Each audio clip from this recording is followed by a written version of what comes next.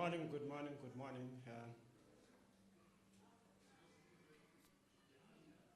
So the political principals, Minister, Premier, and the MCs, they are on the way. So we can be at the ready, colleagues. So we should be starting anytime soon.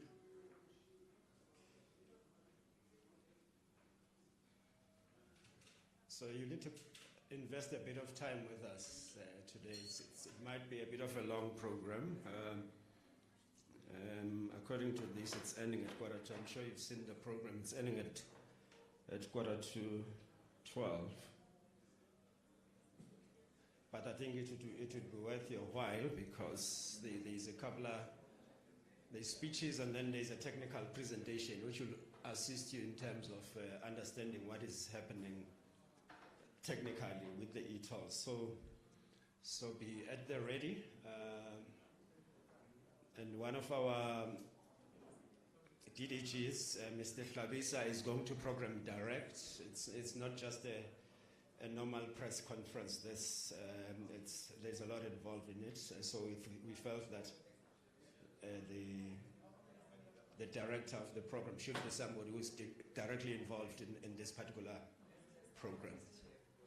So thank you so much for coming. I'm not so sure. I just want to double check those who would be going live, so that you can count us down if you're not ready. So it's 5 minutes, and you will count us down. So it will depend on you. Before I hand over to the program director, so I think it is important, just a couple of things. In terms of our media program, we had started with the briefing on various modes of transport. We started with road safety in January. We also did another briefing on the aviation sector. I think we did that sometime, I think it was last month. So we'll continue with those rolling press conferences. The next one is probably going to be maritime transport, which will be followed by the rail transport, focusing on the recovered corridors. We have about 28 recovered corridors already, as well as about 214 or 15 trains that have been built. And of course, I know that you've got a bit of an itch that you want to scratch for a long time now, and that itch is about the issue of the ARTO, how far we with our ARTO. So that itch you are going to scratch, so we are at some point before the election is going to give you an update on that. And of course the issue of the new driver's license card, I think it's been on the cards for quite a while now. So at some point, we're going to give you a briefing in terms of that as to how far we with the new driver's license card, as well as the issue of the new license, the printing machine. So those are a part of the things that are on the cards, and which, of course, at some point when we're ready as the Department of Transport, we'll make a pronouncement on those. Yeah, so, and just last issue, the last issue, which is not, also doesn't mean that it's not important. I think we have an outstanding date on the issue of the Easter campaign, in terms of how did our strategy work on the Easter break, and as well as, of course, the life we lost during that time. So at this point, those are things, the media program we have as a Department of Transport, and we're going to ensure that we update you in terms of when are those going to happen. At this point, we want to welcome the Minister and the Premier and the MEC as they join us. And at this point, I'm going to hand over to Mr. Hlabisa, who is going to be the Program Director. Are you ready to cover us live? Are you ready? Okay. You ready? Do you want to count us down? Are you ready? Yeah, okay, thank you. Thank you, sir. Thank you very much. Thank you very much, Colin, for that kind words. Some introductory remarks, of course, as to what we are all about as a Department of Transport. Thank you very much for that. Honorable Minister, Minister of Transport, Minister Chikunga, Honorable Premier of the province of Gauteng, Premier Lesufi, and in our midst, we do have MEC Diale, who's in our presence as well. She's here, Minister of Transport and Roads in the Gauteng province.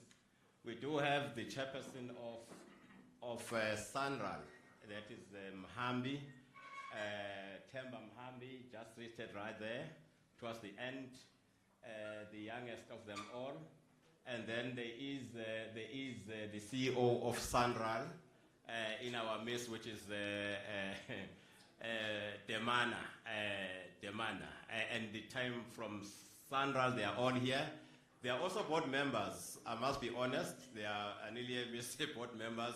We do also have the board members from Sanral. They are all here, Honorable Minister. They've all attended. We do have the Chief of Staff in the Office of the Minister, or the advisor to the Minister, and everybody else.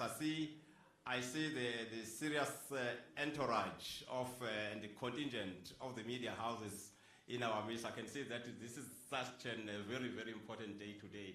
Honorable Minister and Honorable Premier, I think they are all here. They want to engage with the leadership. So I want to thank you very much for that. So without wasting a lot of time, I understand we are now live. There is such that we must go ahead now. So what I will do, because I'm not a speaker, I won't mind too much about the microphones and in front of me, but this is specifically for the leadership that are going to be speaking to the nation about why are we here today. And it's a very important day for the transport sector, especially for Gauteng and the national government. That we are here today. That's why you see the Minister of Transport here, and then also you will see the premiers here, and the leadership is right here, just to engage on matters of the GFIP, and what is it that we are to, what is the way forward today, from today onwards, and that is what the leadership is going to be talking to you about. But for me now is to ask, my name is Chris Lavisa, as Colin has said. I am the Deputy Director General for Roads in the Department of Transport. That's where I work, under Minister Chikunga. So we are here today. I've been asked to program direct. Mine is just to ask them to come and then ask them to sit down. That is what I'm going to be doing, so that I don't complicate issues for me. So thank you very much. For now, let me start with the first person. I've introduced them, I've welcomed them, you know them. It means if you don't know this leadership that is seated here, you don't belong in South Africa, you don't live in South Africa. So you should be knowing Minister Chikunga, you should be knowing Amapanyaza. Otherwise, you shouldn't be belonging to this country. So thank you very much. So for that reason, therefore, I will request that the chairperson of the board, Mr. Temba Mhambi, to come forward and welcome us in this COC. This is the area there, the Operations Center for Sanral, the Central Operations Center for Sanral, the COC, where we are going to be, conducting all this, this event for today, which is a very important event in South Africa. Thank you very much, Babu Mhambi. You can come forward. Thank you very much, sir. You can give him a round of applause if you are. That's very good. Thank you very much, sir. Thank you, Babu Khabisa.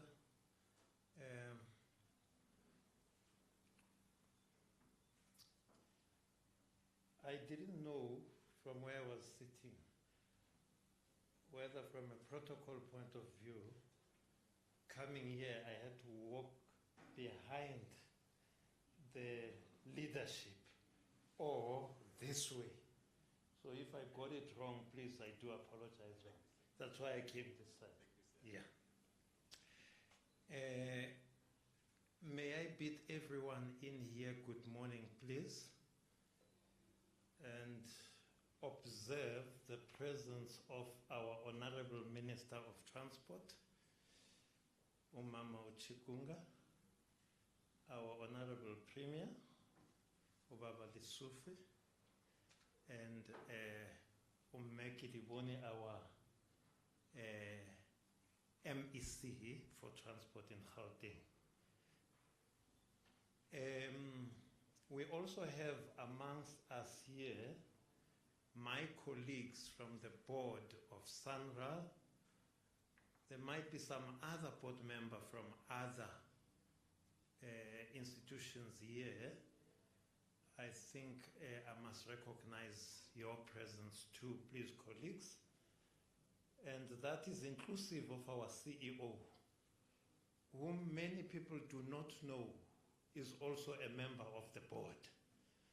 So he's included there. Of course, we've got the leadership of the department, operationally speaking. Babu Tlavisa, here you are, and quite a number of other people. I should have mentioned earlier on that we are also fortunate to have Ubabu Kumar, the advisor to the minister. We've got the chief of staff, Umamu Zandim Tembu. We've got media honchos and gurus here. I see Vusi, I see Roy. There are some that I don't know, therefore I won't mention you by name. What I'm trying to say to all of you colleagues is that there's a powerhouse of people in this room today. And indeed, that talks to how seminal the day is to every South African. And therefore, I have been asked on behalf of SANRAL, which is the custodian of this structure here, this building here, to welcome all of you. I am not going to welcome the minister, the premier, and the MEC, because you never welcome a person to their own property, to their own home. SANRAL is a public entity. It is a state-owned company, 100% owned by the state. And therefore, every property in the name of SANRAL is ultimately the state's property. For that reason, I am here to welcome all of you, and I am effectively doing that on behalf of the political principals you see in front of you here, because this is their property. This is their home, and we are custodians of the property as the SANRAL board and the executive team. And therefore, ladies and gentlemen, you are all welcome, but in particular, the members of the media, because it is your role to keep us on our toes so that we may act in a manner consistent with the expectations of the people of South Africa, because if we don't do so, you are the first ones to tell them. As I close, I must say, I am particularly happy today to be standing in front of the media, because for once, I am not going to be facing the tough questions that you always subject me and our board and our executive to. That is not to say you should do that to the minister, the premier, and the MEC. All I am saying is please don't do it to me. Thank you very much. Thank you very much, Chairperson. Thank you very much for that. Kind words indeed, welcoming us into the COC. Really appreciate it, sir. Thank you. I need now to request that MEC Diale Kidibone Tlapela to come forward and few comments, and then the Premier will therefore be elevated to this podium by her, and then I will also request, it's not an instruction, Honourable Premier, that you invite the Minister to the stage. Thank you very much. Then I will come back after that. Thank you very much. Thank you. Thank you. Thank you very much, Baba Tlhabisa. You just butchered my surname. I am Kitiboni Diale Tlabela. Diale Tlabela is my surname. Thank you very much, and good morning, ladies and gentlemen. Good morning, Premier, Minister, and the Chair. I think, Chair, in Gauteng, we don't answer difficult questions after 8 o'clock, because from 8 to 6 in Gauteng we are working. We must be on the ground, resolving people's challenges. The only time we answer tough questions is from 5 a.m. to 8 o'clock. That's the time we have meetings in Gauteng. Otherwise, we'll answer them at night after doing work. And I hope that members of the media will understand that and not ask my Premier difficult questions, because he must be on the ground as we speak. Thank you very much. I think the Chair said he's welcoming you. I think I'm here to welcome you on behalf of people of Gauteng and the provincial government in Gauteng. And I think you know that we are here because of the Gauteng provincial government and its people. We all rejected the ethos as Gautengers, and we are very grateful, Minister, that the ANC-led government in our country is a listening government, and on behalf of people of Gauteng, we really appreciate what you as the national government has done on our behalf. I'm not going to say much, ladies and gentlemen. It's just to plead that don't keep us very long. There's a lot of work to be done on the ground. I don't think my Premier needs introduction, but we call him Mr. Less talk, more work and more action. Thank you very much. Over to you, Premier. Thanks so much, MEC. Let me also acknowledge the Program Director, DDG Tlhabisa. Thank you so much. We truly, truly appreciate that. Let me acknowledge Minister of Transport, Minister Cindy Chikunga. Minister, thank you so much for this session.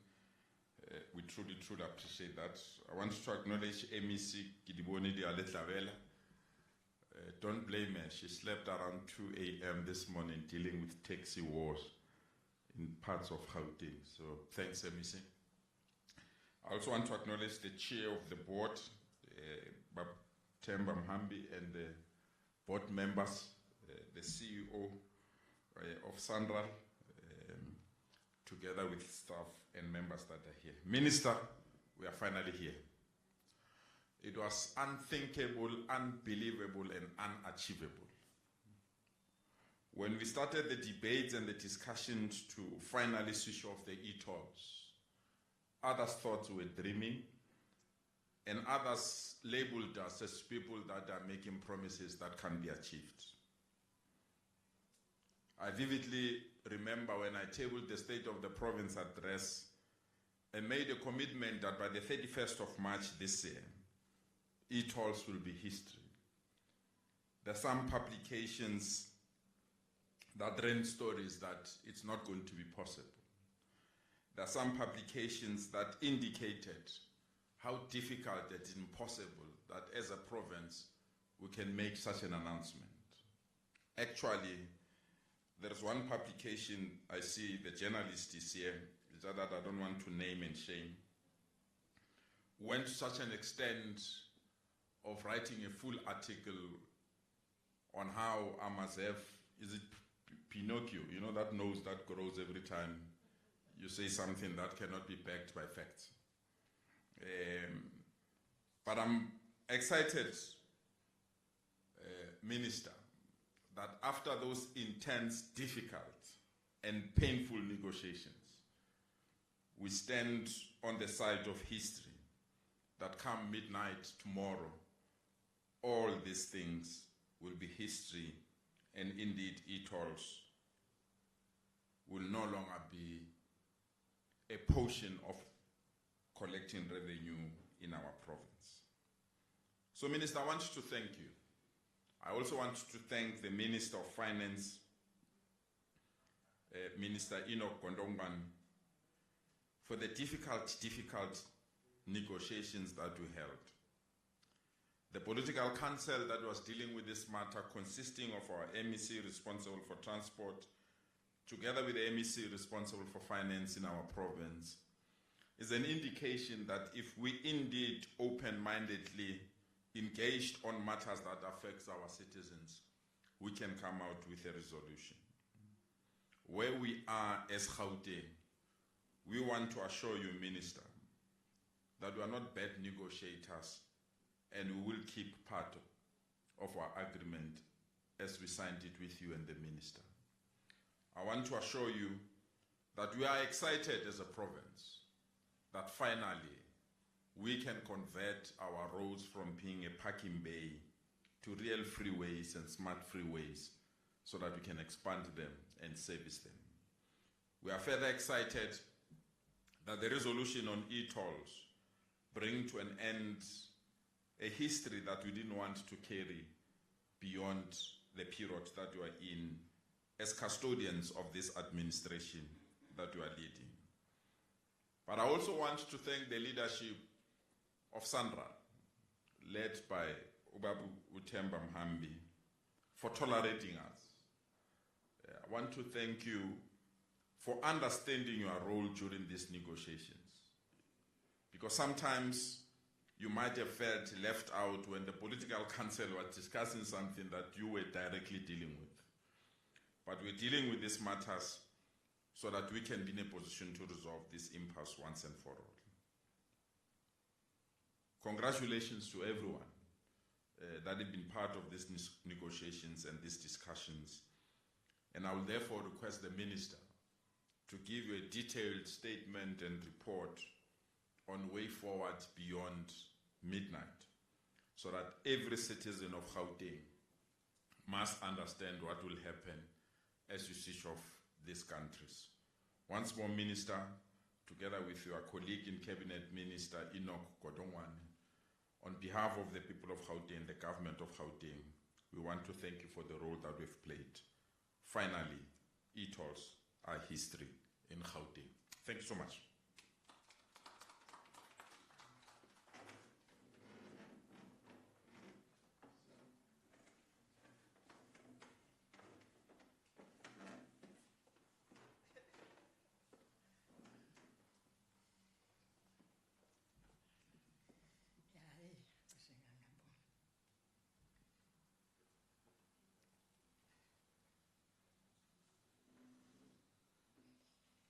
Thank you very much, our Program Director, who also is the DDG, that is Deputy Director General for Roads Branch in the National Department of Transport, Mr. Hlabisa, our Premier of Gauteng, Mr. Panyaza Lisufi, MEC of Transport in the province of Gauteng, Ms. Kedibone Diali Tlabela, my younger sister and a comrade. Special advisors to the Minister and the Premier, Central Board Chairperson, Mr. Temba Mhambi, and other board members, Central CEO, Mr. Reginald Damana, and the executives and staff of our national road agencies, officials from the National Treasury, Department of Transport, Gauteng Provincial Government, as well as Central, the Chief of Staff, ladies and gentlemen of the media, concerned citizens who are following us via various platforms, good morning. Good morning. Yes, today we are writing yet another history. We are recording yet another important milestone for South Africa. At the end of last month, and to be precise, on the 28th of March this year, we published in the Government Gazette a notice concerning the withdrawal of the toll declaration of the Gauteng Freeway Improvement Projects, popularly known as e-tolls.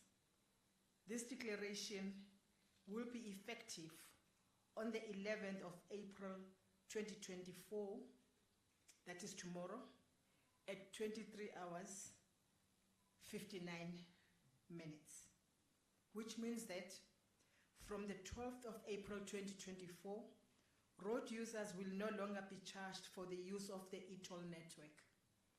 This means that after midnight tomorrow, e-tolls will no longer exist in South Africa. However, the ring roads that formed part of this scheme will remain national roads. It has been a long process. We started in December 2013 after we upgraded parts of important national roads in Gauteng, which had come a few years before that, that is actually in 2008, to ensure that the economic hub of South Africa, which is Gauteng, is not jeopardized by poor roads. Before the upgrades, the roads were extremely congested and had a negative effect on the country's economy, but of course, in Gauteng's economy. The system of e-tolls was implemented after some consultation had taken place. Was it enough? And could we have done stakeholder engagement differently? Clearly, the resistance by Gauteng motorists and various other stakeholders suggest we could have consulted widely and done things differently. But that is, of course, now water under the bridge. This matter caused a lot of public aggravation and was indeed of great concern to Cabinet of South Africa. It is a concern that led to the formation of a 3-member committee made up of the Minister of Transport, Minister of Finance, and Gauteng Premier. These were charged by President Cyril Ramaphosa in July 2019 to find a solution to the impasse. One of the issues we had to grapple with as a committee was how SANRAL was going to repay the debt it incurred to build this infrastructure. And how do we ensure that the roads remain up to the standards to which our road users have now become accustomed? It has not been an easy process, and decision, of course, was not easy, because we essentially were being asked to deviate from a principle that is universally accepted, that is, you have to pay for whatever you use. That is why in South Africa, we even have pick and pay. You will recall that the Minister of Finance, Gauteng, announced in his medium-term budget policy statement in 2022 that alternative funding is being found for the GFIP debt, effectively ending e-tolls. When the Minister of Finance made this announcement, he was not incorrect, but there was still a long road ahead. Between myself, as the Minister of Transport, the Minister of Finance, Mr. Gauteng, and the Gauteng Premier, Mr. Panyaza Lesufi, we finally reached agreement towards the end of March on how to conclusively deal with the debt resulting from the e-tolls, and as a result, we're able to sign a memorandum of agreement to formalize alternative funding solutions for the GFIP debt repayment and deal with the backlog of maintenance and rehabilitation costs. We agreed that the MOA would also regulate the financial and funding contributions towards the SANRAL liability in compliance with the policy objectives and institutional framework for road infrastructure management in South Africa. We were unanimous that terms needed to be set in black and white on the MOA for the Gauteng province to contribute to the backlog of maintenance and rehabilitation cost. We emphasized that the fact that government was already far advanced with its plan to repurpose the e-toll infrastructure to improve mobility, road safety, and combat crime. We're unambiguous on the fact that the user pay principle remains a government policy and commit to continually engage and work together to explore adequate and sustainable funding solutions for road construction, road maintenance, and road upgrades to support economic development. Following the announcement by national government that e-tolls in Gauteng have been officially cancelled, SANRAL has resolved its long outstanding application for increased borrowing limits from Treasury. This will allow the agency to approach the market to unlock funding from the private sector to fund its existing pipeline of capital expenditure projects. The SANRAL CEO and his colleagues will indeed elaborate on this in this, of course, a media briefing. We hope that the resolution of the GFIP funding and the resultant withdrawal of e-tolls will give Gauteng motorists in particular and South Africans in general certainty after a long period of uncertainty. It is important to note that while these roads are no longer going to be tolled, the benefits of improved roads remain, and that the gantries which have been installed for use in this scheme will continue to be used for other functions such as fighting crime. So allow me to give you a high-level overview of the process as it will unfold. Tomorrow, that is the 11th of April 2024, at 23 hours, 59 minutes, 59 seconds, road users will no longer be charged for the use of the Gauteng e-toll roads. The obligation to pay e-toll remains till midnight on 11th April 2024. Road users will no longer be required to do anything when e-toll is cancelled. Importantly, current valid accounts can still be used for payment as at toll plazas and other value-added services, including parking. This is critical for the ongoing long-term benefits of interoperability. The tech BIPs will stop after midnight on the 11th of April 2024. The gantry lights and cameras will remain, and they will remain on for road safety purposes, but also for crime fighting, as I've indicated. The e-toll website will be updated with respect to the cancellation, including mobility, tech account functionality for services, i.e. interoperability and parking, etc. The e-toll stalls will remain open as the tech can still be used for interoperability, account queries and other potential transport-related services that will be determined in due course. That also will happen. The e-toll branding will be removed in phases. E-toll invoices will be rolled up until the last day and issued up until this period. Due to potential delays in the postal system, invoices will still be received sometime after 12 April this year. However, no transactions post midnight on 11th April will appear on the invoice or statement. Trust that the public realizes that government listens, and where possible, it will act to resolve issues that affect the public. We understand that the resolution of this issue might have taken longer than some people wanted, but it involved complex negotiations. Remember, we had entered into a contract which were handled, of course, in a mature and professional manner by all concerned. We must now move forward as a nation and contribute to build on the significant progress that we have made as a country in our first 30 years of democracy.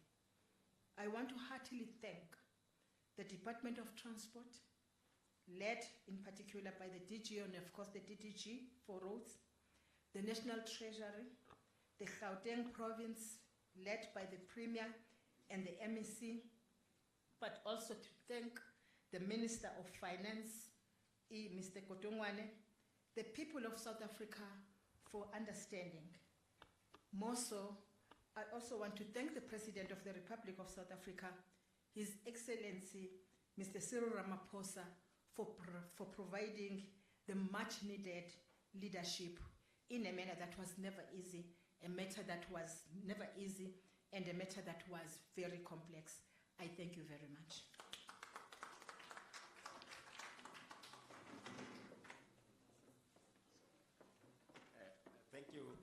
very much, Honourable Minister of Transport. I think that is very clear what is going to be happening from today.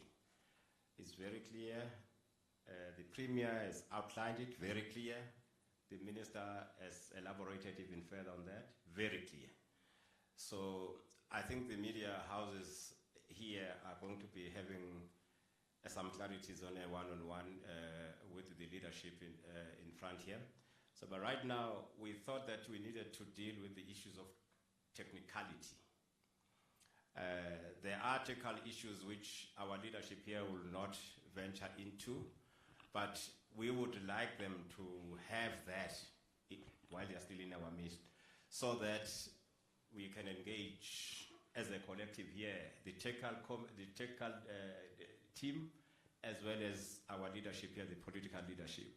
So for that reason, I will request that the CEO of Sandra,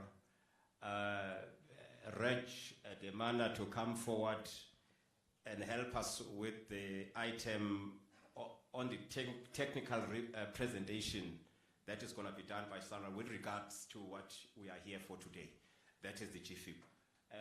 CEO, you can come forward, sir. Thank you. Yeah.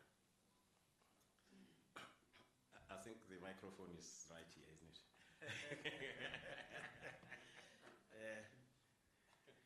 It's subject of an ongoing debate between Chris and I as to who is taller. But one day we will resolve it, I'm sure. Good morning, everyone. Program Director, thank you for the opportunity. Let me acknowledge the Honorable Minister. You have always been great support to Sandra through all these challenging times. Premier, thank you. You did indeed apply a lot of pressure that we need certainty. So here we are today. Certainly, we can now see the way forward. MEC Gidiboni, thank you. I know that we've taken you out of a very busy schedule with the matters that you need to deal with taxi associations. Chairperson of the board members, I think senior management and officials in the Department of Transport, of course, Sandra colleagues, ladies and gentlemen, including those from the media. It gives us great pleasure at Sandra to be here. I know that for some of my colleagues, it's a bittersweet moment. There are those who have traveled with this journey for 20 years, and I'm going to call one of them to come and just give you a sense of what the e-toll scheme was about. It's quite a massive project, a lot of work that they did, and to give you a sense of what are we leaving behind, what is the legacy of this infrastructure that we have built. The first time I was really taken through this center and looking at what e-toll was, I felt that I think this technology was 10 years ahead of its time. So there's still a lot that we are going to roll out. There's still a lot that we are going to provide by way of value-added services. And you will see that Mr. Kanamea, our engineering executive, will share on some of those things. Very exciting. The minister and some of us went to Prague in Czechoslovakia or Czech Republic last year. We saw exactly this type of center facility there. But what they use it for is totally different to what we do. We really just touch maybe just about less than 10% of its capability. We also know that they modeled this from what they saw in Seoul many years ago. The advisor to the minister told me that they went there with the former CEO of Sandra, Mr. Nazir Ali, and they came and built it here. Of course, Seoul is many years ahead of us in Korea. So we also want to go back there to see how we can transform our roads into smart roads to ensure smart mobility. So there's a lot that's going to come out of here. This presentation by Sandra is divided into two parts. One on the e-toll cancellation, and I will then provide remarks on the way forward, including how we are going to unlock massive investment in our toll portfolio projects, just shortly after Mr. Kaneme has run through some of the slides. Thank you. Lo?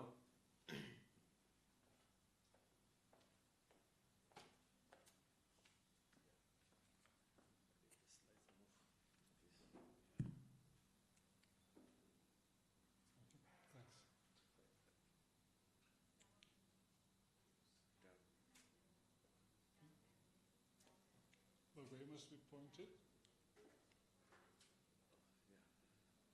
Okay. Thanks, Honourable Minister, MEC, Premier, Sunroll Board, members of the press, public. Thanks for the opportunity to address you here today. I mean, as you've heard, I've been selected. As you can see, what has happened as a result of e-tolls, I've lost all my hair over the period, so that's why I've been nominated. In terms of just at a technical level, I think the Minister has covered quite a number of some of the high level, so I just need to press it. So I think, I mean, obviously the background to the project, I mean, if one look at the project overall, you would recall that it was a vast project in terms of improving the network, and what a lot of people don't realize and forget is that where this came from was really Sunroll or South Africa being awarded the host nation status for the 2010 Soccer World Cup. So in May 2004, South Africa was awarded the host nation status for the 2010 Soccer World Cup.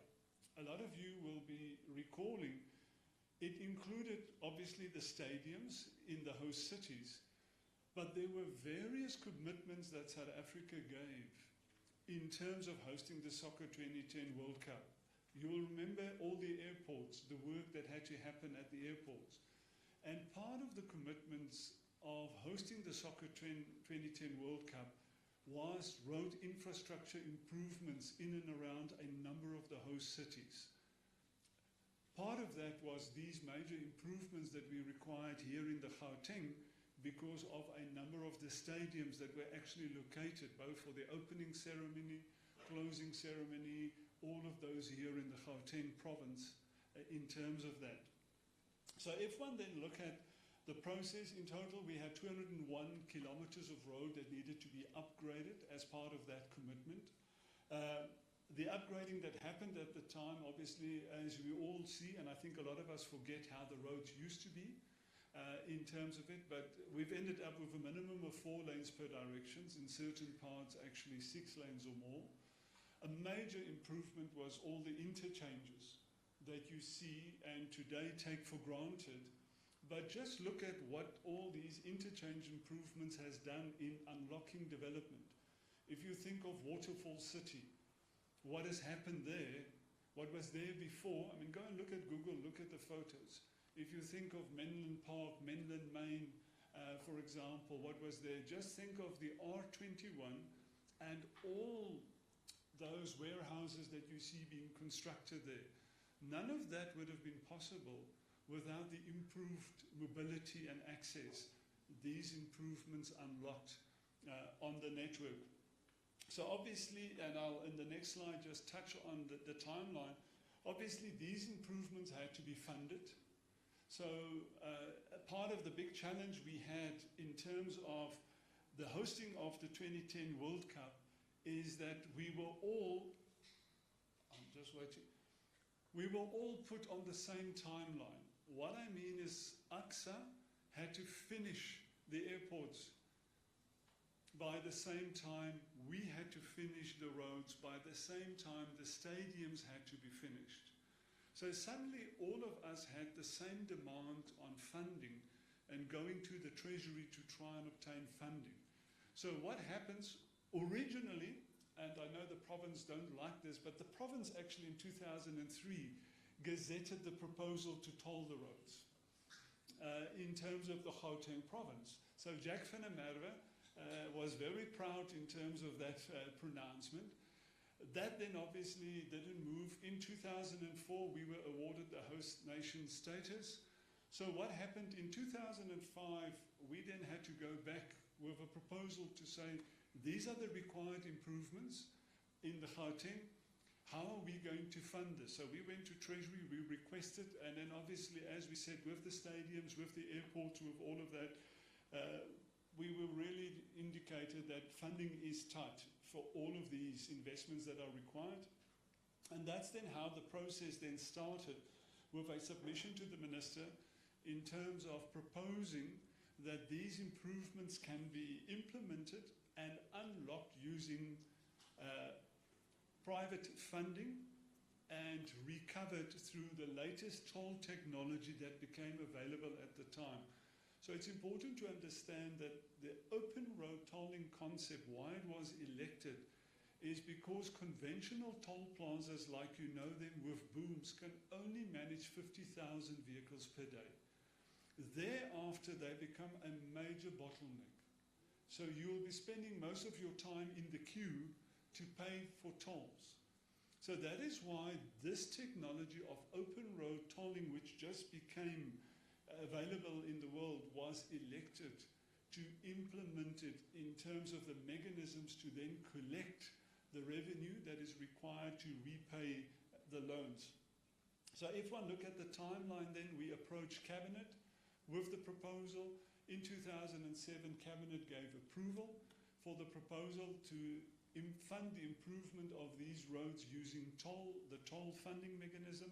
That was then pronounced in March 2000 or launched in 8 October 2007 by the then Minister of Transport.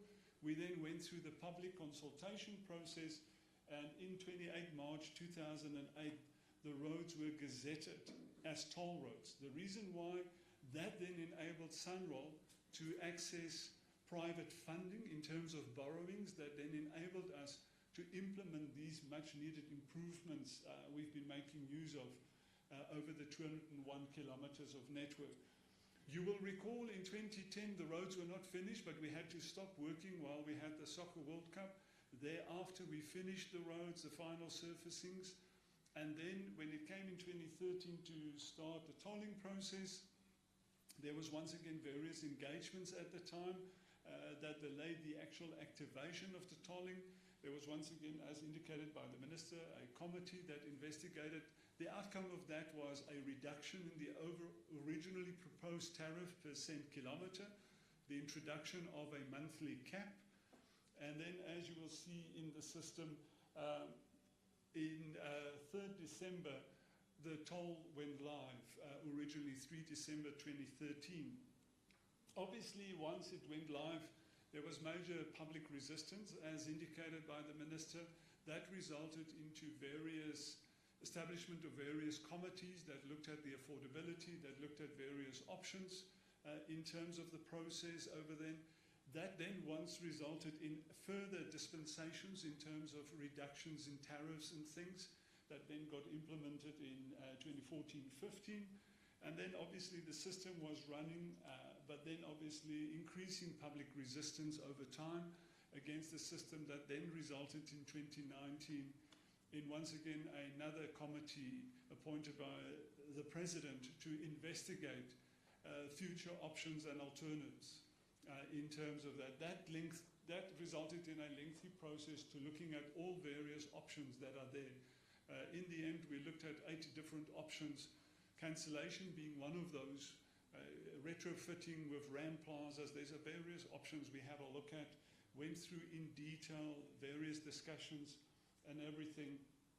The outcome of that engagement process over time resulted in the announcement on 26th of October 2022 by the Minister of Finance that there, in principle, a decision has been reached in terms of how to fund the outstanding debt of Sunroll related to the GFIP in terms of the 70-30% split, the backlog maintenance, the future improvements. And the Gauteng province was then given by the Minister of Finance various options to look at. That then resulted in a further detailed engagement process between the parties involved, and finally agreement was reached between National Treasury and the Gauteng province over the mechanisms, how the 70-30% payments will function, and all of that. And with that agreement reached, it enabled Sunroll to then place the Gazette. And as per the Sunroll Act, once we place a Gazette in terms of a new toll road, a toll tariff, or the withdrawal of a toll declaration, it only becomes effective 14 days after the date of Gazette, and that's why it's switching off on the 11th of April, as we see. So I think the cancellation process, I think the Minister has elaborated in detail on this. I think what's very important to understand, one, the e-tag is a payment instrument. The e-tag, although heavily relied upon in GFIP as a mechanism to assist in identifying you, but remember, if you didn't have an e-tag, we used your vehicle number plates. But the e-tag as a payment instrument remains effective and operational countrywide. So I think that's the critical message. The e-tags are not stopping working today.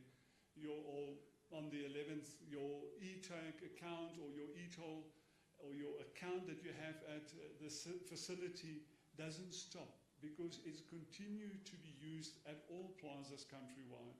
And if we look at in other provinces where there's no e-toll close by, the increased use of tags have ramped up substantially there because of the benefits you have for using an e-tag when going through a conventional plaza in terms of reduced delays, no physical having to open a window, handing over cash, your credit card, or any of those things. So the e-tag remains operational. I think that's the critical message that everyone needs to understand. You will continue to be able to use it at all conventional plazas throughout South Africa. In that regard, South Africa is unique. We're one of a few countries, less than 3 in the world, where a single tag works countrywide. It is really something that we have been very proud of as South Africa. If you go to countries in the United States, you'll see some of the cars has got like 5, 6 tags in their windscreen because each toll road has got its own tag. It's really something we're very proud of, having this interoperable system, one tag for the whole country. And as you've seen there, the same tag, the same number plate, there's various additional things that you can do in terms of the use of that once you opt in for paying for parking. And there's various new additional functions we will add going forward in terms of the use of your mobility account for paying for services that reduces the need for you to have cash on hand or even hand over your credit card and things. So the technology, although not used any longer going forward for e-toll collection, the technology remains because it's got so many benefits that we will then roll out and deploy into other sectors in the market in terms of it. So I think once again, as indicated, what's important to understand, the lights and the gantries will remain on. The lights are not going to be switched off. They're going to be used for other purposes, but the tags will stop beeping. And from midnight on the 11th, you will no longer be receiving any of the transactions rolling up onto your account in terms of that process. In terms of the repurposing of the infrastructure, I mean, I've touched on the interoperability, I've touched on the parking payment solution, account-based ticketing. This is also an initiative where the same technology here we're busy piloting in Rustenburg, Polokwane, but we're also working with the Taxi Association, where this mobility account you will be able to use for public transport, to pay for public transport in terms of your account and all of that with your mobile phone, with the app on the phone. And that is really a big initiative. We've already demonstrated interoperability where from taking in Johannesburg in terms of the BRT system onto a metro rail system, onto a Prasa and off with just one kind of ticket, you were able to pay and process that whole transaction, because that really once again will unlock for the daily public transport user major benefits, and not one having to carry cash around in terms of it, but also ease of payment and keeping track of transactions. So that is a major development area. road safety, law enforcement, as you can see, has been mentioned quite a few times in terms of these technologies. The Sunroll app. So there's a mobile app that you can top up your account with on your mobile phone. You can look at your account balances and all of that. You can administer your vehicles and things like that. So that will all remain. In terms of the resources, in terms of the people here, as you can see, there's a lot of repurposing that is planned to happen, and a lot of the technology will be repurposed for these other applications, resulting in a large number of the individuals that are currently working on the e-toll related matters being able to be retained going forward. But those details will still be unpacked and sorted out. Thanks. I think, as you can see, those who have been with the system for 20 years, they have a lot to say about it. It's typical of engineers. They love their roads. But where to from here? I think at Sunroll, our purpose is really building South Africa through better roads. That's what we do. We manage the national road system, and through that, we build a better South Africa. We build better infrastructure. We build wealth through investment in infrastructure. And that's what we do, and we will continue to do. Coming to what has this project unlocked, you can see pictures of Allendale waterfall development now in 2024. At the bottom left of that, you will see very clearly the development in waterfalls, including Mall of Africa. So that's what infrastructure does. That's what our roads do. Simplistically put, we attract investment. I'm talking about fixed investment. Fixed capital formation, it's what we lead through our infrastructure. We go where there's nothing, and people follow us. You will see at Linwood, once again, all those developments in mainland Maine, and all of that. Close to that, Garsfontein, that was also a new interchange we had to put there to provide access to upper main lane and further areas. Now, where are we? As we sit, we've ended our financial year.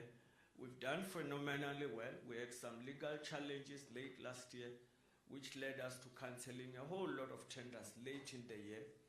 But we got back with speed. We accelerated our processes, and we have ended up very well. Of course, these numbers still have to be audited, but we are quite proud of the achievement. Indeed, the ramp up in business activity has been very pleasing to me, following almost 9 months of no activity, really. You can then look at that slide around expenditure. This is a very big business. It drives a lot of cash into the economy. Building roads and all of that means buying materials, the supply chain impact, creation of jobs, temporary as they might be or short-term as they might be. It keeps the economy moving. It keeps a lot of sectors supporting that. So you can really see that the numbers have increased almost double to what they were in the previous year, just really indicating that accelerated rollout of infrastructure that we are undertaking in Sunroll. If you look at our major projects, a lot of you will know N2, N3, Moloto Road, Wild Coast, N2 Emelo to Richards Bay. These are all the critical routes that carry a lot of freight, trucks and all of that, and public transport. And of course, movement of people. They facilitate trade, movement of people, tourism, and many other issues. So these are our flagship projects. But what has the cancellation of e-toll, as we said, it had prevented us from accessing private funding because we didn't have the borrowing limits. Treasury has now approved that. So that's the future we are looking forward to as Sunroll. We've built what we've done. e-toll is here, but it's unlocking further investment. What is that investment? You can see N1 corridor. So N1 from Vela, that is Kranskop toll gate, up to the north. We need to split the traffic. The traffic you will know that the roads is usually 2 lanes separated by a solid barrier. We now need to split traffic as you find from Kranskop back to Gauteng. That will lead to better safety, better mobility, because a lot of cars have head-on crashes. They do U-turns and all of that. When it's moving slowly during busy holiday periods, people start driving unsafely in that. So we need to physically separate traffic in each direction. Major project that we are embarking on all the way up to Musina border. You look at N2 corridor, of course, this is now in between the N3 and N2 in KZN. There are certain areas that are tolled. Those toll projects require investment. Some of you who go to Durban will know a lot of work heading into the airport, King Shaka. But post King Shaka Airport, it's a toll road. We need to increase that expansion, number of lanes and all of that. And of course, N3 corridor, I've already mentioned that. So this is the future we are looking forward to. As I indicated, engineers love building roads. They've not been servicing the toll roads. In certain areas, they look quite shabby.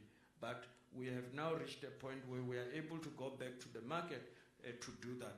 Now, this is also one of our very exciting projects. Huguenot Tunnel in the Western Cape. The tunnel is still one tunnel. We do need to now equip the second tunnel. You can see the picture in the bottom right. The hole has already been drilled.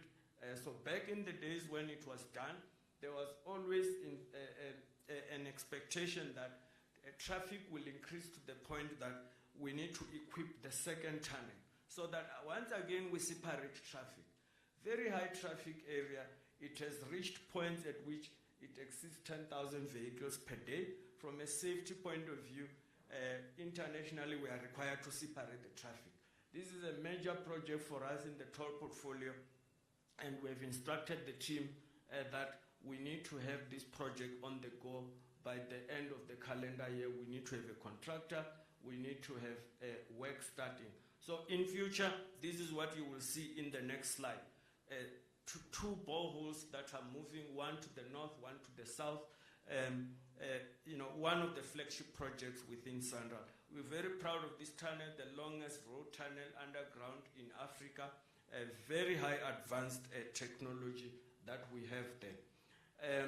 I think just lastly, you will see the work we are doing on the R21. It was part of the e-toll network. Very pleased that the Premier and MEC Mamabolo have agreed that they will contribute to backlog maintenance, which will lead us to doing more of what we are doing on the R21. So we will be replacing the surfaces, resealing and all of that, and hopefully it will return this entire network to its former glory in the next 2 to 3 years. Of course, we must say, you know that there's always inconvenience when you have to work on the road. So please budget for increased time when you're traveling to and from the airport because construction work is taking place. So I think lastly, Minister, thank you once again for getting us to this point. The switch off has fully been explained, when it will take place. This facility, the infrastructure we've delivered, very key towards maintaining many other things in Gauteng. So with that, ladies and gentlemen, we will then move towards a Q&A. I've been told that Program Director, our GM of Marketing and Communications, Mr. Mona, will facilitate a short Q&A for us before we then take a break. Thank you.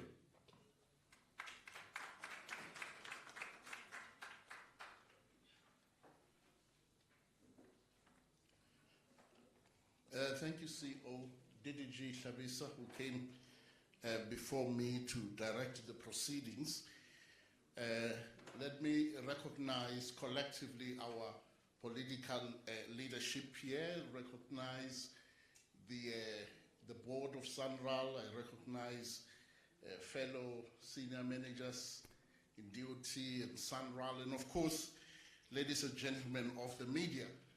As DDG Tlhabisa said earlier, we have a full house from the media, predictably because we are dealing with a matter that has grabbed public and indeed media attention for just over a decade. So we are looking at engaging with your good selves, members of the Fourth Estate, this morning. We will take questions, 3 questions in each round. There may be questions that will come online from the journalists who are following virtually, and Luando is going to coordinate those and bring them to our attention. I'm going to take the first 3 questions in the first round. I recognize the lady over there, I recognize Roy, I recognize you, madam. And then I'll come to the other hands. Yes. And please introduce yourself and the media house that you represent. Let's have the mics roving. Thank you very much. My name is Diabo Seto from SAPC TV News. My question 1 is firstly linked, I need a clarification.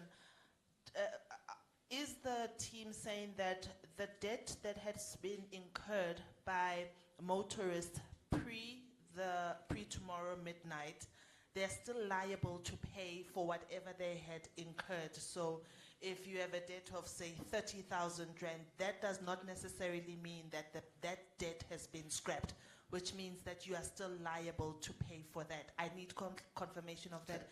And secondly, to the Sandrel team, they had indicated that they'd be going to the market to be able to plug this gap. Are they able to share details of the financiers they're approaching, if there's been any headway being made, how much that's going to add to the debt of Sandrel? Thank you. Thanks. Roy? Thank you. Roy Cocaine from MoneyWeb.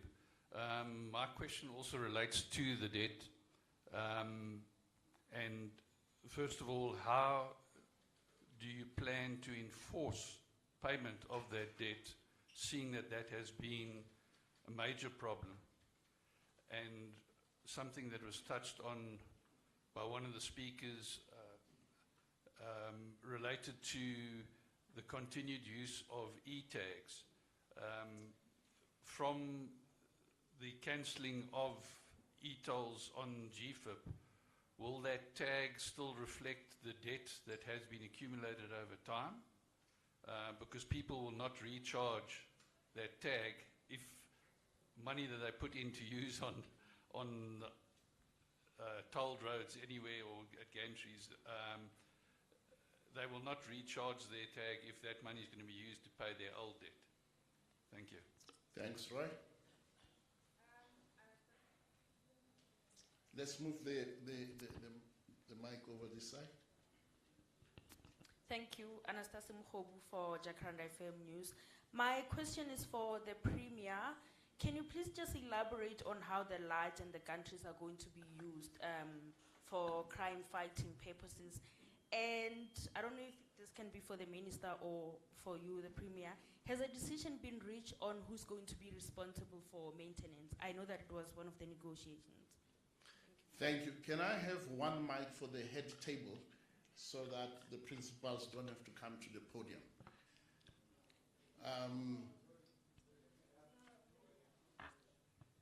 You want them to come to the podium for optics purposes? Okay, let's start with the Premier.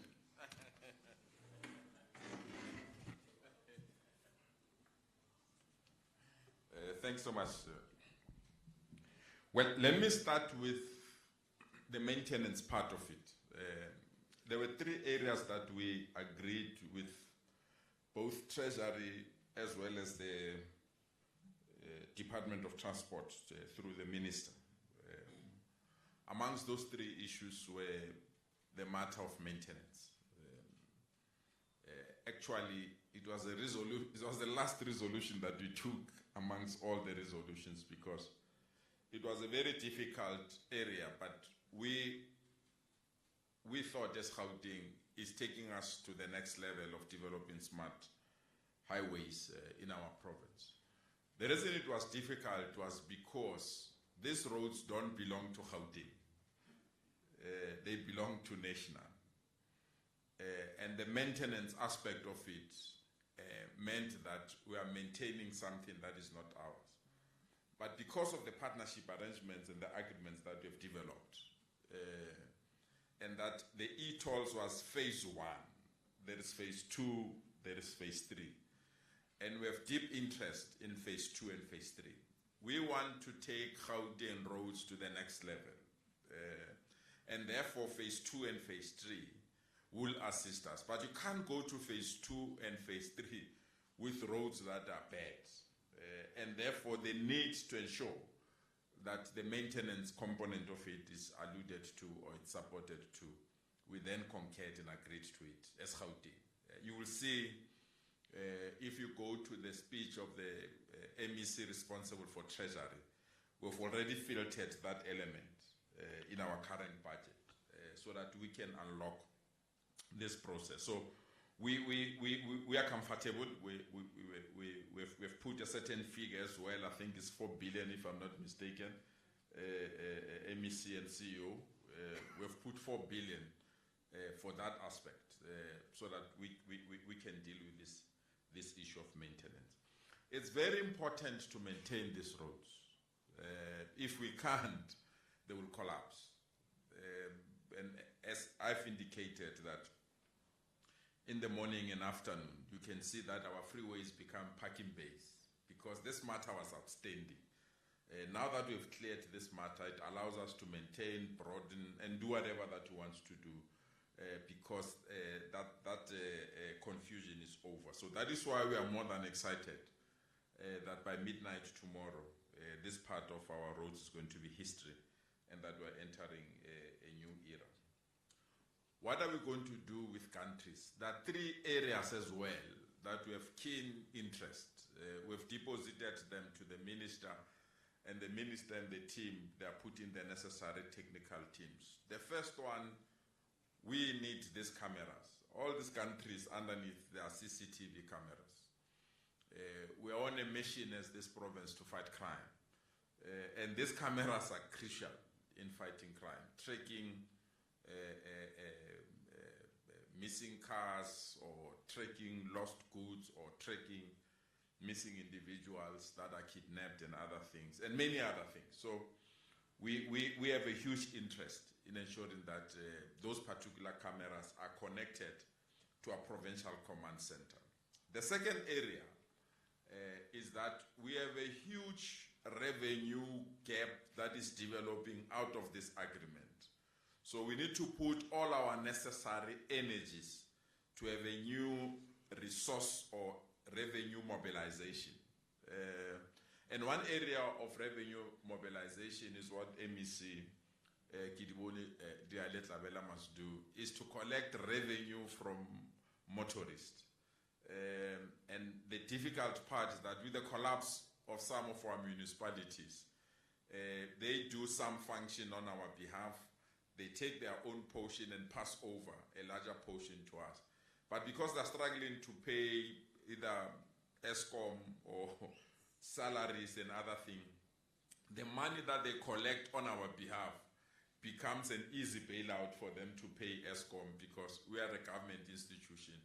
We can't do anything. So we want the offices or the kiosks of Sandra that are in our malls, that are in our highways, we want to utilize them for DLTC services. So it's part of the infrastructure that we want to tap in. But also, we run NASISPAN. We don't want the workers that we're dealing with this issue of e-tolls, that their jobs must come to an end after midnight. No. We want to engage in discussions on how best we can utilize them for the function that we have. So it's part of the discussions that we're going to deal with. But I think it was very clear. What is key is that the countries can be utilized for also speed enforcement and many other things. I mean, you've got many things that... So that's the reason why we want the countries to be kept, and then we will then utilize them as the province. And we're happy that those discussions have started with the ministry together with Sandal. Thanks. Thanks. Thank you, Premier. When Premier says and many other things, he just doesn't want to make the naughty chaps cleverer. Yes. So some of the things we want to mention. Minister, you may want to reflect on the inputs made by the Premier.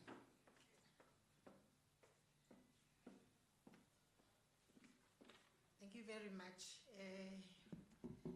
As the Premier has indicated, Gauteng will fund the roads, but they will remain national roads, and therefore they will remain SANRAL roads, and therefore SANRAL, using that money, will operate and maintain the roads, and therefore they remain national roads. They will do this, SANRAL will do this on behalf of the Department of Transport, because they are our state-owned entity. Yes, indeed. On the issue related to debt, in terms of the law, the motorists are still obligated to pay. That's an obligation in terms of the law. On how we'll enforce or not enforce, that's a matter that we have not discussed. We'll be attending to that as time goes on. But otherwise, in terms of the existing law, there's an obligation that those who have used the road up until tomorrow, they will have to pay. But of course, if there are challenges, that's the matter that we'll be looking into. I think another question is how to enforce payment. I think I've responded to that question. I think that is all. I think those are the questions that were asked. The scrapping. I think that one is for Sandra. If I speak about money, then it will be wrong of me. And I think Sandra will be able to respond on that one. How to go to. Yes, the CEO is coming.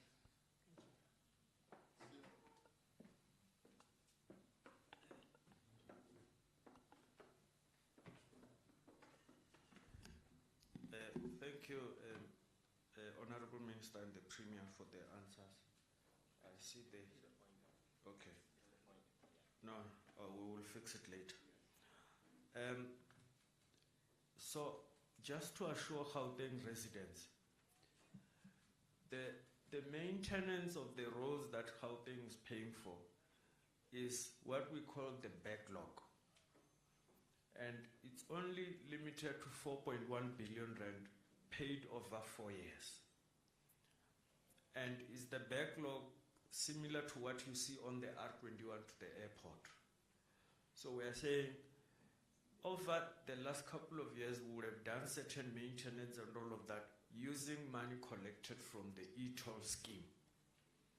And because we didn't collect enough and all of that, and national government had been assisting with managing the debt, Gauteng graciously agreed to cover the backlog. So it's really the resurfacing of surfaces that should have already been resurfaced. But the overall maintenance of e-toll runs into 10, 12 billion. So Gauteng's contribution is for over 4 years, but the balance is still coming from the grants that we receive from national government. I just want to make sure that we are not leaving Gauteng residents, of which I'm also one, thinking that they are now just responsible for all the roads and all of that. It's just a contribution to settling this whole issue of e-tolls. But of course, SANRAL will remain, as the minister said, the implementation agent of the roads as part of national government. Now, the e-tax, the account that we keep records what we call current debt. So current debt, as you run through, for those who have opened accounts, e-toll accounts, like myself, I don't know if you have one, Roy, like myself, it means all the current debt that we have in there, if you were to deposit money and you still owed, that money will go into settling that. We think that the current accounts will be out of date after 30 days or so. After 30 days from 11 April. So more or less, if you were to now open a new account, get a tag somewhere around 30 days later, that would be what, May, 30 May or so, you are starting on a clean slate. Your tag is not encumbered, doesn't have anything. Your account is not encumbered. And of course, the policymakers will still decide on what to do with debt that is older than the current debt. I hope that makes sense. So any debt that is current, 30 days old, all of that, if you have an account, you are owing, you put money into it, of course, the e-tag account will help itself. But after that, you can then use it freely. So that's really just that, Roy. And then, of course, as for the historic debt beyond the current account, we will see. But otherwise, people who have accounts and have debt can wait. We don't want to encourage that. Those who don't have accounts can go immediately and open an account on the 12th, on Friday. And their accounts start from zero, and you can then use the accounts.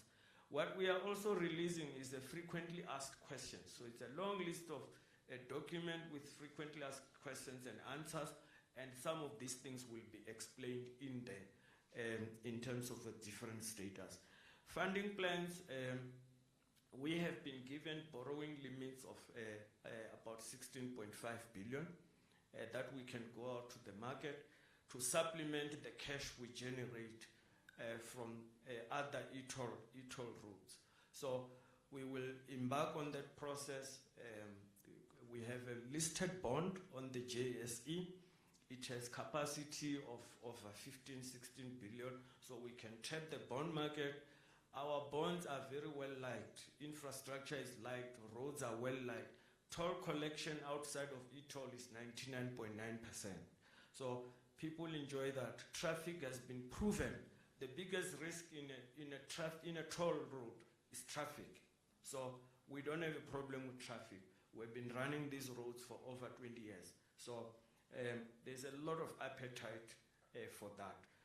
You will see as and when we go out and raise money, because we have to release such type of information as a listed debt program. Some discussions are far advanced, but we have not been actively looking for that because we didn't have the instrument, which is the borrowing limit approval by the Department of National Treasury as well as the Department of Transport. And they were waiting to resolve this e-toll.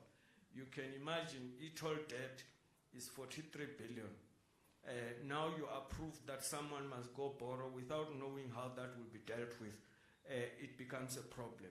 So national government together with province will take care of the historic debt. We then go to the market to raise new money to fund expansion, maintenance of other roads, and we will pay through the collection of tolls in the conventional toll roads, where the collection is 99.99%. I hope that makes sense. Okay. Is there anything else? I think we're covered. Okay. All right, thank you for that round. Let's take the second set of questions. I note the gentleman here. I note the gentleman with the hat. Roy will come in the third round. I note the gentleman in front in a black top.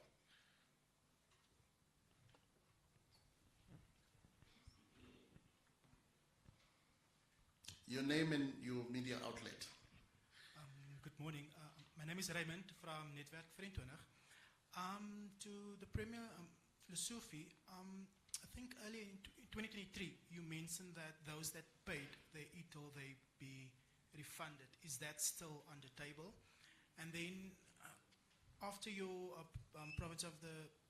your provincial address, you said that you will go, the Gauteng government will go out to take loans to pay their debt to Sanral House. That planning, and have you secured a loan already? And lastly, you mentioned a few times that the debate surrounding, the end of e-tolls was intense. What was intense about it? Thank you. I know what you said. Let's pass on the mic to you. My name is Sipo Mabena. I'm with the City Press. My question is directed to the Minister. Minister, you mentioned that you could have consulted better when you were introducing the scheme, and the biggest resistance was based on the fact that there was not enough consultation. Do you perhaps believe you owe South Africans, particularly people of Gauteng, an apology for forcing down this scheme on them? Thank you. Right, let's have the third question. Thanks. Aviwem Bila from ENCA.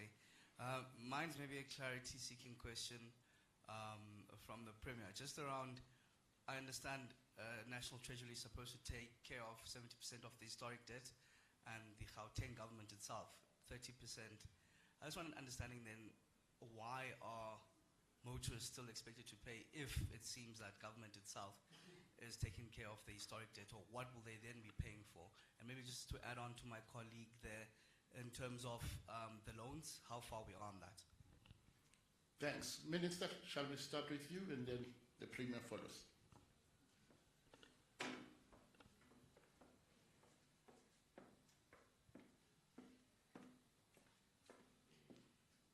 Thank you very much. Was there consultation? Yes, there was. And the presentation by Mr. Kanameya actually proved that there was consultation. Was it adequate? That can then be debated. Because sometimes you don't even know as to what an adequate consultation is or inadequate consultation is. However, the people said it was not adequate. And therefore we listened, and that is why we are where we are today. That people said we're not consulted enough. The enough cannot even be measured, or not enough cannot be measured. I think for the mere fact that today we are here making this history, closing the gantries, stopping the e-tolls, it actually means that we not only are saying to the people of South Africa, sorry, but we're saying we've heard you. That's what we're saying to the people of South Africa, of Gauteng, that we have heard you. And having heard you, we're not just thinking about it, but we are actioning what we have heard from yourselves. And that is why on the 12th of this month, April, e-tolls will be history. And that's, so we're actioning these things. We're not just talking. So it's not about a narrative, but it's exactly what we're supposed to be saying. The refunding, there is law, but I think maybe the CEO can also explain that one. There is an existing law. In terms of the existing law, it says if you've used those tolled roads, you must pay for them. And that is why the CEO was actually talking. Why are we paying for that? First, it was to deal and to service the loan itself, but also the construction and maintenance of the roads. So you don't construct a road and say, thank you very much, it will live forever. You still have to construct and to maintain the road. So there's still a law, we've not repealed it, and on the basis of that, yes, people must pay. The debt, the old debt that we're talking about, we are still to look into that to say how we're going to deal with it as a country. So there is no decision as of now. But if you pay for the road, you might be paying for its construction, but you might also be paying for its maintenance. If there was to be a loan, you would probably be servicing that loan. But in this case, there will still be the roads to be maintained. The R21 is actually, it's the face of South Africa. Any person who arrives in South Africa, it's either will get into board the Gautrain or will drive on the R21. And that is why we were extremely concerned, we still are, and we're happy that now construction is happening. We were very concerned about the state of that road because it mirrors South Africa and its roads. It doesn't matter what you see thereafter, but if you are driving from the airport, you get into R21. And it says this is the kind of roads that we have in South Africa until you drive on other roads. And that is why we are very happy that Sanral now is on that road as it's constructing that road. I was called to say, no, but there are delays and so on. Why are you constructing during the day? And I said, no, but even if we construct during the day or night, you will not drive on the part of the road that is under construction. And therefore, people must just budget for the delays. But we're very happy that we're now constructing that road. And Sanral is doing that, because we say they must keep their good roads good. Thank you.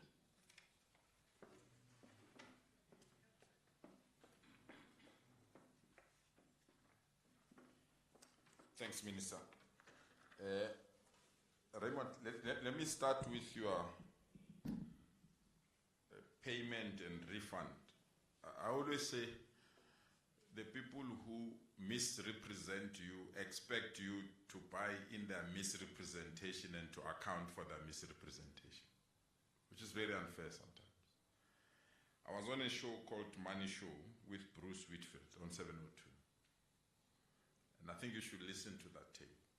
During the negotiations, amongst the issues that was outstanding was how are we going to handle people that have paid and people that have not paid. That was my representation, that we are still in negotiations on e-tolls, the scrapping of e-tolls. But amongst the many issues that we needed to resolve was this matter of people that need to pay the outstanding debt and those that have paid, whether we should refund them. And someone wrote a story that I said we need to refund those that have paid. I said it's part of the negotiations and the discussions. And I think I had discussions with Roy as well. He took his own angle as well, but it's none of my business. Because people write things that they can't account themselves and they want you to account because they quoted you. So where we stand, that's where the minister is saying. The basis of the disputes on e-tolls was either lack or sufficient consultation. And therefore the payment or enforcement of debt, we must subject it to consultation so that people must not say we're not consulted as well and come and say, can you see, they're taking a decision without consulting us. So we'll consult, there's a technical team that we'll establish, we'll consult. It's not an easy thing. There's an element of SARS. People have paid tax on this. There are people that have hired cars. We have been charged for e-tolls. The truck industry, the ownership of the cars have changed from 1% to so it's a lot of things that still need to. Hence, we feel that consultation will be enough so that when we have concluded consultation, we can be in a position to make an announcement on this matter. But I've never said to must pay people. I said it's amongst the outstanding obstacles in resolving this matter of e-tolls. And I hope this clip, program director, will be kept for long periods so that I'm not accused even beyond my stay in this world. The second issue is the loans. And it also corresponds with your third question to say the negotiations were tough. How tough or intense they were. They were intense because these are public funds. This is not our funds. And remember, when the minister announced the removal or the process to deal with the issue of e-tolls, they said Gauteng must pay 60%. That was the initial, that was the initial to say we must pay 60%. And we went to the negotiating table. It went to 50%. We went back to the negotiating table until we reached that 30%. I could sense that here I can't push the minister further. Let me just accept from 60 to 30%, at least I've got 50% discount. So we settled for 30%, and that's the reason why it was intense. The first announcement we made that the e-tolls will be history, it was on the basis that we agreed on the 30%. So we thought that it will then, we'll sign and just say it's fine now, e-tolls are history. That was last year, I think, Minister. You said, no, we'll pay 30%, we'll deal with these things, fine, let's agree. And I was pressurizing the minister, no, let's announce these things are gone. And the Minister of Finance came as, you can't just say you'll pay 30%, show us the money. We have a proposal as National Treasury. We give you a certain allocation every year, we'll pull the 30% from your allocation. We have to say, no. Because if they pull the 12 billion from our budget, it will affect schools, it will affect hospitals, it will affect many things. So we have to say, Minister, wait, give us time.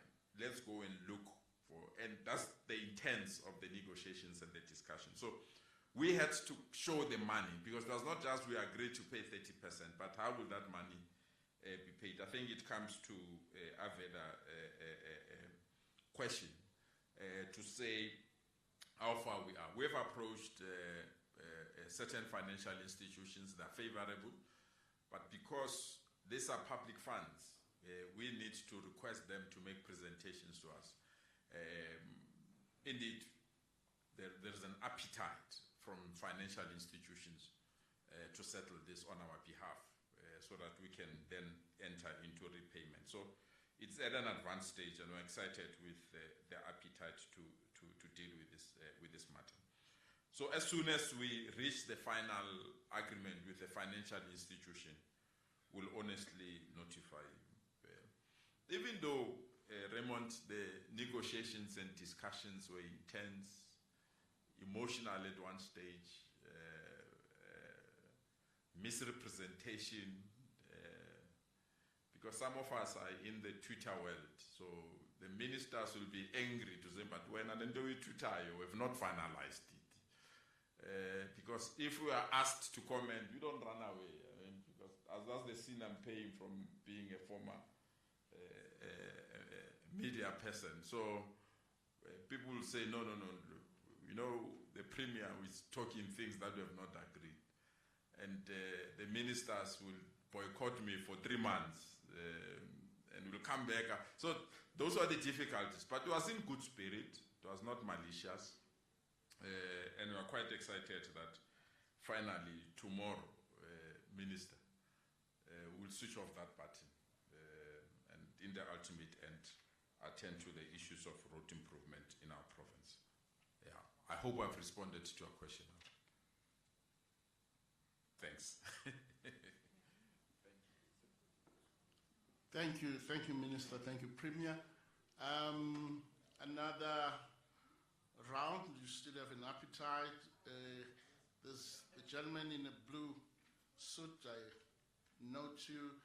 I'll give Roy and the lady behind Roy another opportunity, and hopefully this is the last round. I think the appetite is waning now. Good morning, Ziniko Mhlaba from Newsroom Africa.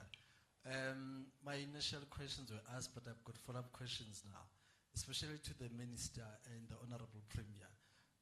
Minister, what lessons is national government taking from this process?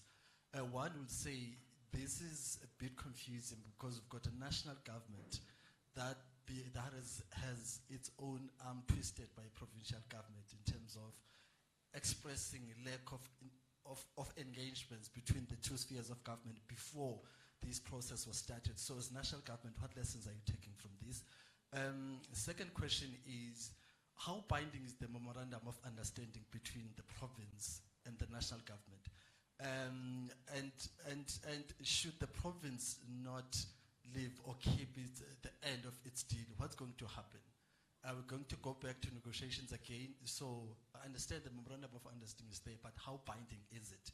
To the Premier, Premier, can you assure the residents of Gauteng that at no point will basic services be affected by your agreement to the national government?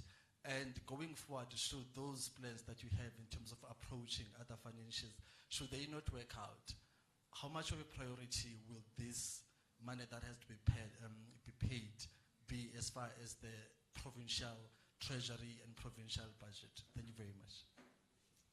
Thank you. Roy? I just got two questions, they're not long. The first one actually does touch on what the previous question was raised, and that was related to the lessons from government, and I want to take it a little bit further. What is it? Do those lessons actually include the fact that urban tolling, there's resistance to urban tolling because it also means it increases the cost of people going to work, and that where there's the CEO of Sanrail said on long distance tolling there's a 99% payment rate, so there is a lesson there. Just if they could explore that aspect. There also is one other issue, and that is why was Gauteng singled out for e-tolls? At the time, Lau Konemeier said that the investments had to be funded somehow, and they were related to the 2010 World Cup.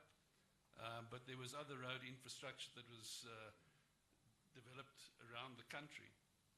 But those provinces were never, they never had to introduce e-tolls. Why was that? Thanks. Let's take the last question. Thank you. It's Diabo again from SABC TV News. The question is to the Sanrail CEO. Seeing that now this position has been taken, can you confirm the number of kiosks that you have created as Sanrail that were obviously taking care of the whole e-tolls project? And if you can confirm that because of this decision, jobs will not be impacted by those that are working there, obviously increasing the number of unemployed people in the country. Can you give us that undertaking that operationally things like job losses will not be will not take place because of this decision? Secondly, Minister, this one is to you, slightly unrelated to e-tolls, but could you just give us an update on the new driver's card license pilot system that was started at the end of last year in November and was supposed to be finished on the 31st of March. What's been happening there? Have you appointed a bidder? Very little information has come forward about what is happening with the new driver's license cards and that pilot. Thank you. Thank you. Let's have the Minister and then Premier and then our CEO. Thereafter, DDG Hlabisa will come back to the podium and wrap up.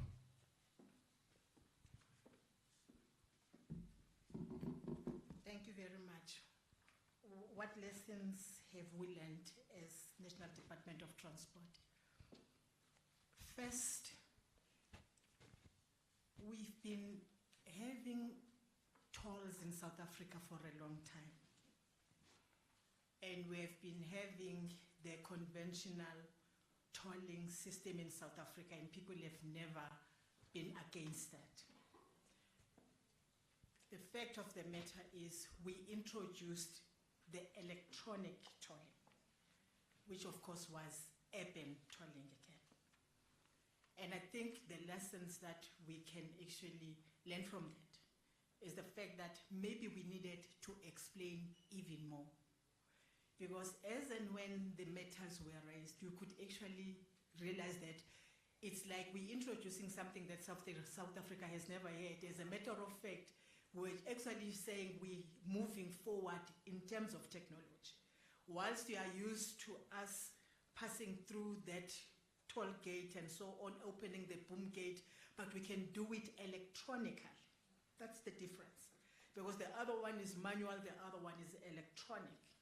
And that is all. And we had actually looked at the traffic on the roads that were being tolled, particularly the urban roads.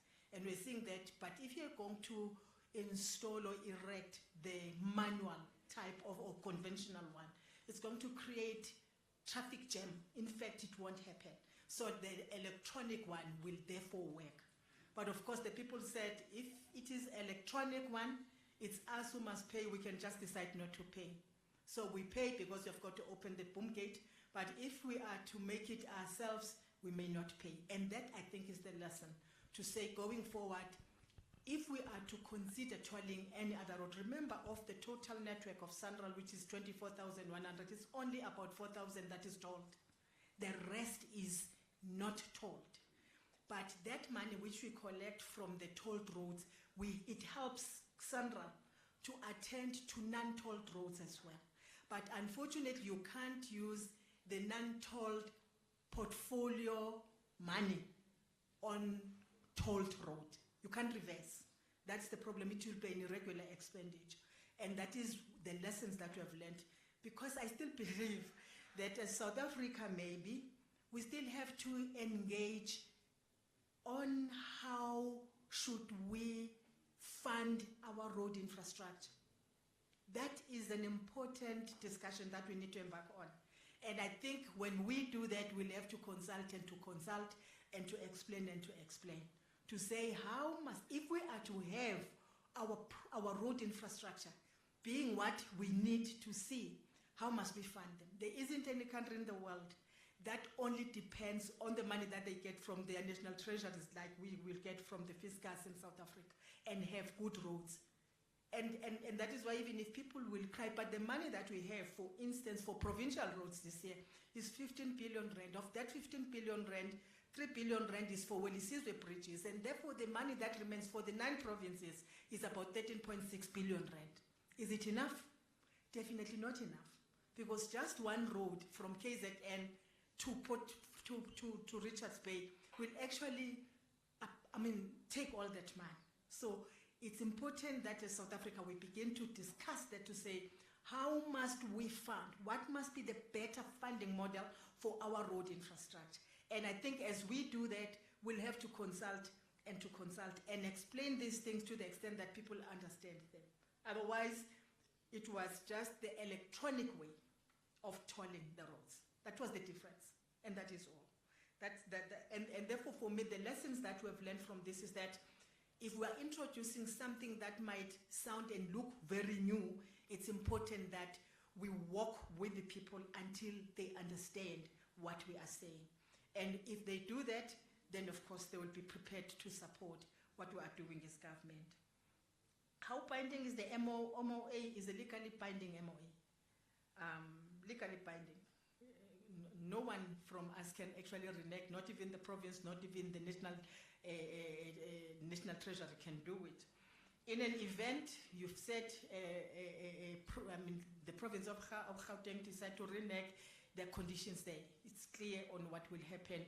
Remember, we transfer the provincial road maintenance grant to ourselves as national department to the provinces, and therefore it will be easy to recoup our money from that. It's as simple as all that. Was Gauteng province singled out for e-toll? People just objected to it at the beginning of it. Whether we're going to proceed and introduce it elsewhere, but when people said, no, we don't want it, you couldn't even think about any other province. And that is why we couldn't even proceed with it. And therefore, it was not a matter of being singled out.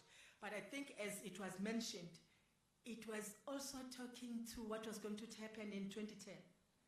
The number of stadiums, the number of games that were going to be played in Gauteng, and therefore the need for us to add lanes. Those roads are paradise roads.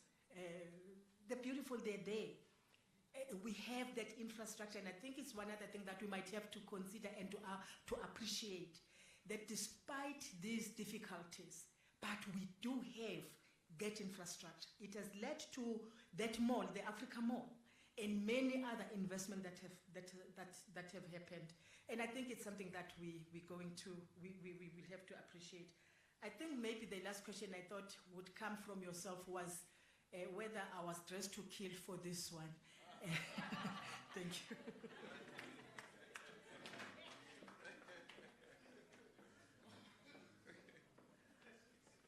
Indeed, Minister, you're dressed to kill on this one. It's a very important occasion. Thanks, Minister. Well, the question whether our financial arrangements will affect service delivery or basic services will be affected by the Memorandum of Agreement, no. And that's the reason why there was this huge delay. We would have loved to have made this announcement about the removal of e-tolls almost a year ago. But we needed to prioritize service delivery, because we'd have just been excited and say, we've reached an agreement, we'll pay this amount, we sign. But we have to be clear that if we have to sign and the amount of money is deducted, I can tell you, it was going to be catastrophic. There are many projects that were underway within the health infrastructure development in particular, and also education, the roads that we needed to build as well, and many other things. So we have to take a step backward to say how best can we stagger these payments in a manner that does not affect service people. So it was on the basis of avoiding service delivery that we had to have these long discussions and debates on this matter. So where we are is not going to affect service delivery. The only thing, obviously, is that if you have to take out 12 billion from your budget, one way or another, you have to prioritize other things. It's inevitable. Our focus point now is on things that are not affecting service delivery. And that's the area that we want to. Earlier on, I think there's a question that I missed, whether motorists are still expected to pay. I think the team answered it. Come midnight tomorrow, we are relieved. I know the minister and the team don't want to do this. I want to do it, Minister. I want to be sure midnight indeed this thing is off. I want to go there and see it's off, so that I'm satisfied that indeed it's off. Not that I don't trust you, but I'm from Wibona Amayame, but this thing finally is off. We spend sleepless nights on this thing. So we want to see it at midnight tomorrow. So thank you so much, Saboma. Thank you. Thanks for your time. Thank you very much, Premier. I think taking cue from what the Premier just said, I would request the Minister to come back and sum up everything for us. And I know, Demana, there were some technical questions that were raised. I think you did respond to them. I think you did. But let's request the Minister to have the very final say, and also some marching orders and the word of thanks after that. Thank you very much, Honorable Minister. Thank you very much.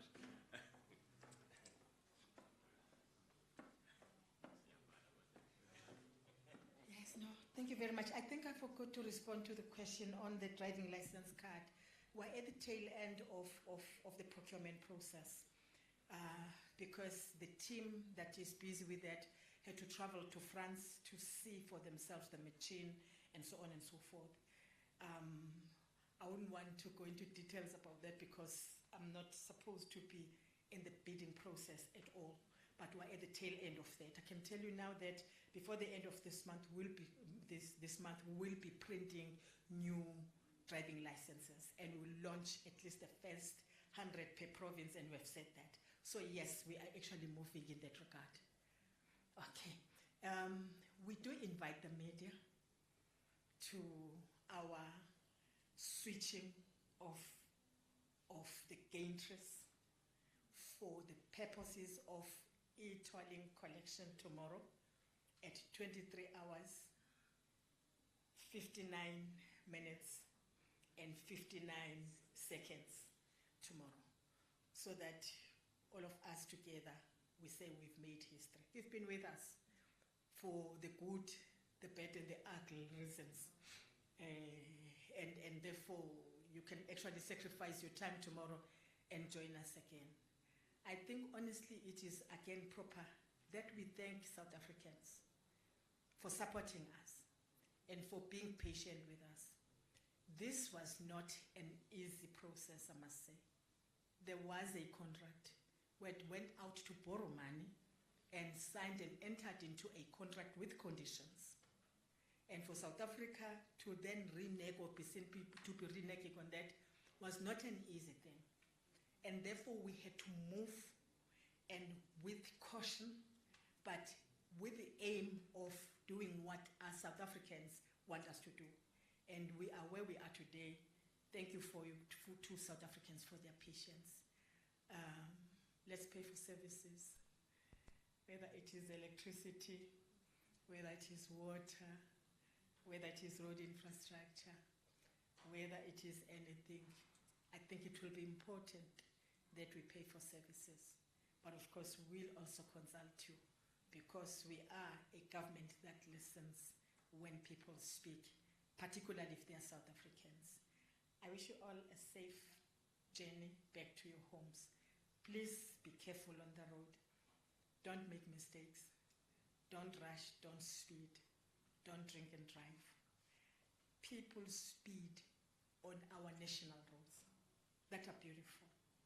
And as such, good as we benefit economically out of those roads, but we're also losing a lot because of the number of accidents that are happening on our beautiful national roads, even as you compare them to the most pothole-riddled roads. Please be careful. But we thank you again. I thank you, Premier. I really want to thank you. In absence, I want to thank the Minister of Finance. I want to thank the Cabinet of South Africa, led by the President. I want to thank SANRAL Board and Executive, the Department of Transport, DDG Hlabisa in particular. Really, he's been there. I want to thank all of you, the media, for the questions that you have asked. They kept us on our toes, and we therefore had to deliver. And therefore today, if there's one thing that makes me happy, is that we are where we are now. Gantries will be switched off tomorrow once and for all. And thank you very much. Thank you very much, Minister. I think now we are going to have a photo shoot for the leadership right here. They will stand right here. It's nice background. It's a nice background. We can do the photo shoot here. This front table. That will be good. And then after that, I know that the media houses normally expect the one-on-one with the leadership. Will be afforded those kind of an opportunity if you so need that. So they are there, they are here. But I think you've answered all your questions and you've asked and answered all the questions. But you still have one-on-one. Please, let's afford that opportunity. Thank you very much. Can you please, the photo shoot, colleagues? This side? Yes. Oh, okay. Hassan. That's it. Please align leadership. Okay, thank you. Thank you very much, colleagues. Thank you very much. Brilliant.